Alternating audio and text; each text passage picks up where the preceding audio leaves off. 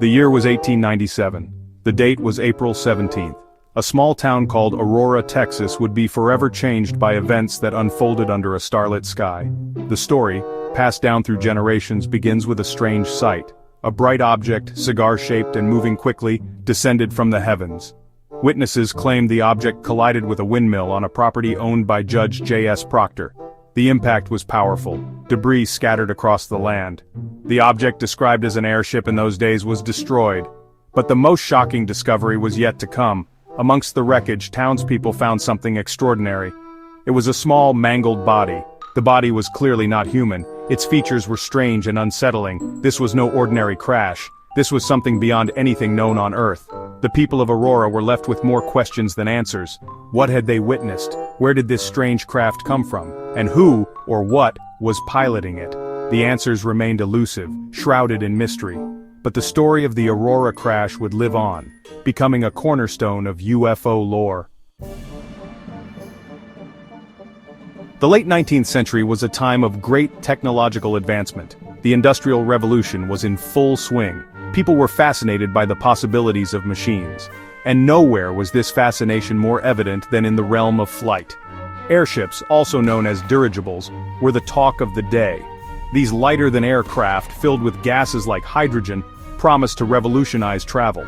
Newspapers across the United States were filled with stories of airship sightings. Some were elaborate hoaxes, designed to sell newspapers or attract attention, but others remained unexplained. The great airship mystery gripped the nation. People were eager to believe that mankind had conquered the skies. The Aurora crash occurred amidst this backdrop of airship fever. Could the object that crashed in Texas have been a secret government project, or perhaps a prototype built by a daring inventor? The possibility, however remote, fueled speculation and intrigue.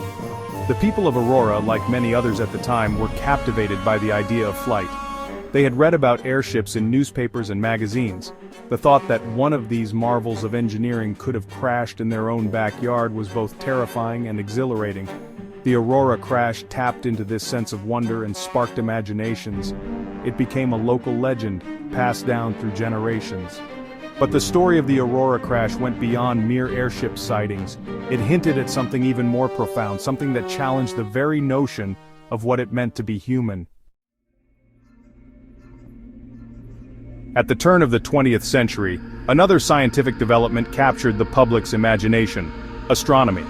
Advancements in telescope technology allowed astronomers to peer deeper into the cosmos than ever before. And one celestial body, in particular, held a special fascination: Mars. The red planet, with its canals and polar ice caps, seemed tantalizingly close. Some scientists even believed they had observed evidence of artificial structures on the Martian surface.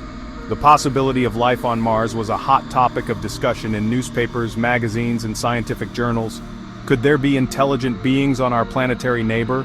Could they be more advanced than us? The Aurora crash seemed to provide a tantalizing clue. If the object that crashed in Texas was not an airship, then where did it come from? Could it have been a spacecraft from Mars? The idea of Martians visiting Earth was a popular theme in science fiction at the time. H.G. Wells's novel, The War of the Worlds, published in 1898, tapped into this fear and fascination. The Aurora crash, occurring just a year earlier, seemed to blur the lines between fiction and reality. Was it possible that Wells's fictional invasion had already happened, albeit on a smaller scale? The thought was both thrilling and unsettling. The Aurora crash became intertwined with these anxieties and aspirations. It was a story that refused to be easily categorized or dismissed.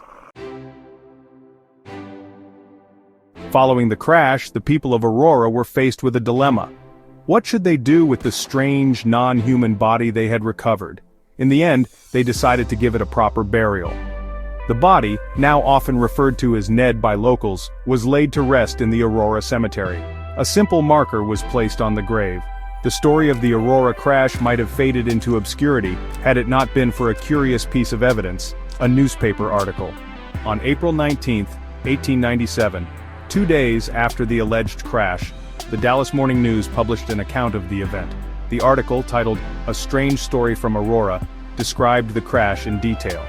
It mentioned the cigar-shaped object, the scattered debris, and the non-human body. The article also noted that the object was made of an unknown metal and that strange hieroglyphics were found inscribed on its surface. The Dallas Morning News article lent a degree of credibility to the Aurora crash story. Here was a reputable newspaper reporting on the event just days after it happened. The article provided a tangible link to the past, a piece of evidence that could be examined and debated. However, skeptics were quick to point out that even reputable newspapers can get things wrong. They argued that the Dallas Morning News article was likely based on hearsay and rumor, not on factual reporting. The debate over the authenticity of the Aurora crash had begun. Section 5. The Search for Proof. In the decades that followed, the Aurora crash became a source of fascination for UFO researchers and enthusiasts. Some dismissed it as a hoax, a story concocted to attract attention or boost tourism. Others believed it was a genuine UFO crash, a Roswell incident decades before Roswell, but without concrete evidence, the truth remained elusive. Several attempts were made to locate the crash site and exhume the body of the alleged alien pilot. However, these efforts were met with resistance from local landowners and town officials. Some residents believed that disturbing the grave would be disrespectful, while others feared it would attract unwanted attention to their quiet town. The lack of access to the crash site and the grave only fueled speculation and intrigue. It was as if Aurora itself was guarding its secrets.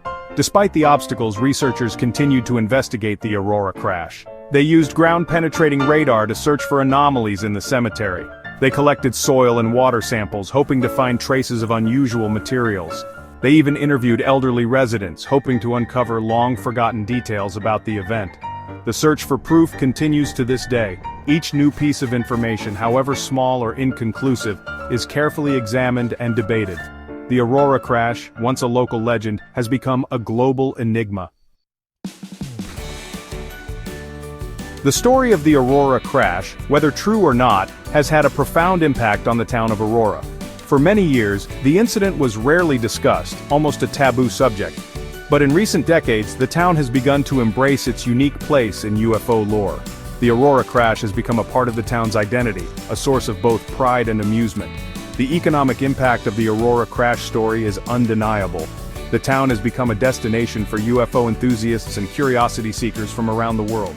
Local businesses have capitalized on the legend, selling alien-themed souvenirs, offering UFO tours, and even naming their establishments after the event. The town has also embraced the legend in more subtle ways. The annual Aurora Alien Encounter, a festival celebrating all things extraterrestrial, draws large crowds each year. Visitors can attend lectures by UFO researchers, participate in costume contests, and even try their luck at alien-themed carnival games. The Aurora crash has brought a much-needed boost to the local economy, but it has also brought something more intangible, a sense of community. The people of Aurora are generally welcoming to visitors who come seeking information about the crash. They share their stories, both inherited and experienced, with a mix of seriousness and good humor. Some residents genuinely believe that their town was visited by extraterrestrials. Others view the story as a harmless legend, a fun way to attract tourists and boost the local economy. There's a sense that the people of Aurora, regardless of their personal beliefs, have come to terms with the legacy of the crash. They understand that the story is bigger than them, that it has taken on a life of its own, and they're content to let visitors draw their own conclusions. The town has embraced its role as a pilgrimage site for UFO enthusiasts, but it has also retained its small-town charm. Visitors can enjoy the peace and quiet of rural Texas, explore the town's historic downtown, and experience the hospitality of the locals. The Aurora crash has put the town on the map, but it hasn't changed its character. Despite the enduring fascination with the Aurora crash, there are many who remain skeptical. Critics point to the lack of concrete evidence, the inconsistencies in witness accounts, and the possibility that the entire story was a hoax. Some argue that the crash was nothing more than a publicity stunt, designed to attract attention to a struggling town. Others suggest that the object that crashed in Aurora was not an alien spacecraft, but a more mundane object, such as a weather balloon or a stray piece of space debris. They argue that the legend of the alien pilot grew out of misidentification and exaggeration, fueled by the anxieties and imaginations of the time. The skeptics raise valid points. The lack of physical evidence is a major hurdle for those who believe the Aurora crash was a genuine UFO incident. The passage of time has made it difficult to separate fact from fiction, and the story has been embellished and distorted over the years. However, the lack of definitive proof does not necessarily disprove the event. The Aurora, Texas UFO crash of 1897 remains one of the most intriguing and debated UFO incidents in history. Was it a genuine extraterrestrial encounter, a case of mistaken identity, or an elaborate hoax? The answer, like the wreckage of the alleged spacecraft, remains buried somewhere in the annals of time.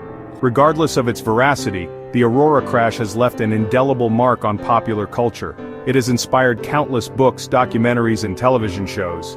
It has fueled the imaginations of generations, sparking debates about the possibility of life beyond Earth. The story of the Aurora crash, much like the vastness of space itself, continues to inspire wonder and speculation. It serves as a reminder that there are still mysteries in the universe that we may never fully comprehend, and perhaps that is part of what makes the story so enduring. The Aurora crash, whether true or not, has earned its place in the pantheon of UFO lore. It is a story that will continue to be told and debated for generations to come.